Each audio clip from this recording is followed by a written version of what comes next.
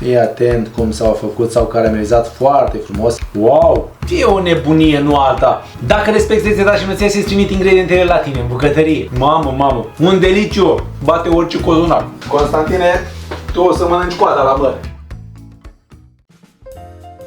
Da, știu că v-ați prins ce am aici, știu că vă plac la nebunie, dar făcute în genul acesta nu cred că le-ați servit niciodată. Ingredientele ce le-am aici le vei găsi acolo jos în descriere, stai alături de mine și am să-ți dau toate secretele din casă să faci niște mere coapte cum n-ai mâncat în viața ta. Și crede-mă, n-ai mâncat în viața ta. Hai să vezi ce urmează, nici nu știi ce te-a lovit. Acum ne apucăm de treabă. Și să înceapă treaba, zic, da? Hai să-ți arăt cum poți să pregătești cele mai șmechere mere coapte pe care le-ai mâncat vreodată. Și, dragii mei pofticioși, am aici nici mai mult, nici mai puțin de 100 de grame de biscuiți cu unt. Poți folosi ce biscuiți îți plac ție, însă eu îi prefer pe aceștia. Așa că am să iau și am să-i rup pentru început în acest mixer mititel. Acum am să pun frumos capacul și dau cu bâz-bâz. Exact așa, până îi mărunțesc de numai. Ce am aici, iau și pun frumos într-un castronel mai mare, exact aici. Chiar dacă nu s-au sfărmat exact cum trebuie, adică complet, ei bine, nici nu vreau asta. Vreau să rămână exact cum vezi aici. Nici mari, nici mici, sunt și bucăți mari și bucăți mai mici, exact cum trebuie. Acum, ia câte ce urmează. Iau frumos 200 de grame de nucă. Pe lângă cele 200 de grame de nucă iau și strecor 100 de grame de zahăr. Atâta pun eu. Vrei mai dulce? Pui mai dulce. Însă merele ce le am eu, adică acest bot de iepure și aș zice Granny Smith, dar nu sunt. Sunt trecute la Golden. Astea le folosesc eu. Poți să folosești ce mere dorești tu, alea care îți plac ție. Eu pe astea le folosesc, că astea le am. Pun zahărul. Peste zahăr și nuci am să pun și o linguriță rasă de scorțișoară pudră. Ia ca așa. Știți voi, merele, scorțișoara, nuca, totul e ceea ce trebuie. Cum s-ar zice, arome, arome și iar arome. Aduc puțin, apoi am să pun secretul la această rețetă.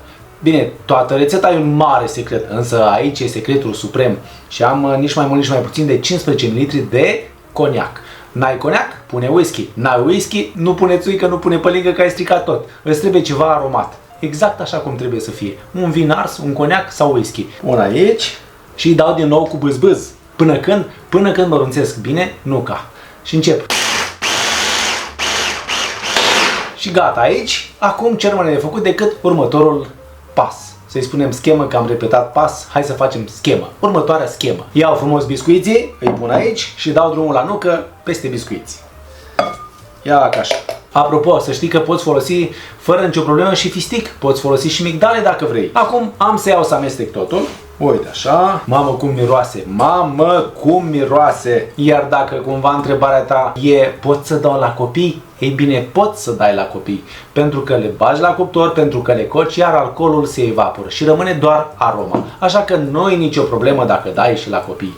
Ba chiar e indicat să dai și la copii, că altfel ai huit în casă. Și gata, dragilor. Asta e ce urmăresc. Exact materialul acesta. Uite-l cum arată. Și acum ia câte ce urmează. Urmează acel moment în care am să scobesc cotorul la mere.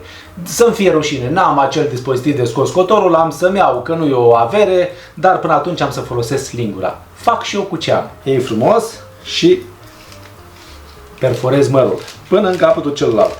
Perfect. Am scos semințele din interior, am creat acel tubuleț și continui cu restul merelor. Hai să iau și unul verde. Uite așa.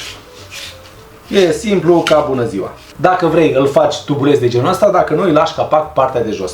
Am să fac și așa și așa. Te asigur că îi scoți toate semințele afară, că asta e și ideea scobitului. Fac cu toate așa și revin către tine când sunt gata. După o eternitate. Acum, dragii mei, partea cea mai simplă.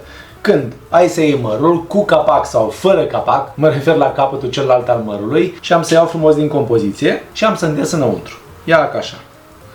Îndes bine. Probabil te întreb de ce am atâta compoziție. Ei bine, nu umplu sarmale.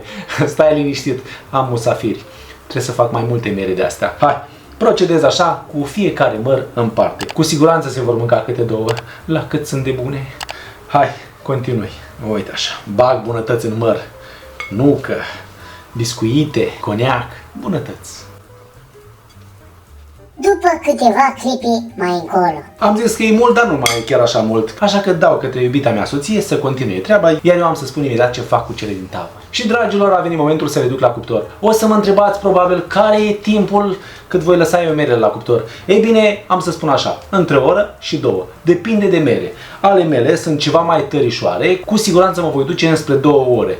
Dar important e ca după ce trece jumătate din timp să scoți tava de la cuptor și să iei din sucul de pe fundul tăvii și să pui peste mere. Dacă n-apuc să filmez, ei bine, ți-am spus. Să nu spui că nu ți-am spus. Așa că am plecat cu ele la cuptor, să nu mai pierd vremea, că tare mi poftă de un măr copt la cuptor. Hai, revin imediat. Mă rog, pentru tine imediat. Pentru mine durează o oră și mai bine. Și, dragii mei, exact o oră și 56 de minute.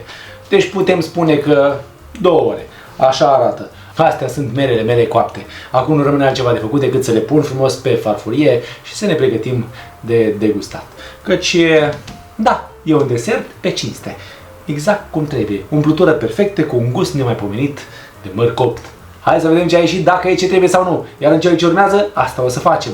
Așa că să pregătim de degustare. Dragii mei pofticioși, iată-ne. Am făcut mere coapte la cuptor în stil propriu. Haideți să vedem dacă a ieșit ceea ce trebuie, pentru că simt așa un aer nemaipomenit de bunătate. Hai să vedem cum sunt, pentru că nu poți să zici că n-arată bine. Da, s-au făcut exact cum trebuie. Și am să iau așa de aici, fii atent. Fii atent cum s-au făcut, s-au caramelizat foarte frumos, sunt foarte lipicioase, cu alte cuvinte, încă fierbinți și da. Wow! Mamă! Și hai să vedem umplutura, că aici e miezul. Uite, așa cu de toate. Wow! N-aș putea să spun cu ce seamănă, dar cu siguranță sunt mere coapte într-un stil așa mai aparte. E o nebunie, nu alta. O nebunie ce am aici în farfurie. Și ce gust are, bate orice cozonac. Un deliciu! Un deliciu absolut. Dragii mei pofticioși, nemaipomenită rețeta, îmi place de numai. O puteți încerca în fel și chip, puteți face o umplutură în fel și chip cu nucile care vă plac vouă, cu migdale, cu fistic, cu nuci tăiate mai mari, nuci tăiate mai mici. Cum am făcut eu, cum vreți noastră. Ideea este să fie dragoste, căci dacă e dragoste, sunt și bunătăți. Așa că, dragii mei pofticioși, vă mulțumesc că m-ați urmărit până la final, că îmi sunteți alături de fiecare dată, că îmi dați cu like, cu share, cu comentarii, că mă apreciați pe pagina de Facebook, Instagram, TikTok, pe YouTube îmi sunteți alături și vă mulțumesc din suflet. Da, acestea fiind spuse, până data viitoare, când ne revedem cu o nouă rețetă super delicioasă, rămâi flămând de amintiri mereu pofticioși, cu gândul la bunătatea asta ce am în farfurie. Te-am pupat, te-am îmbrățișat și ne vedem data viitoare cu o nouă rețetă super delicioasă. Ce bună e! Mamă, că bune au mai ieșit! Wow! Constantine, tu o să mănânci coada la măr. Wow!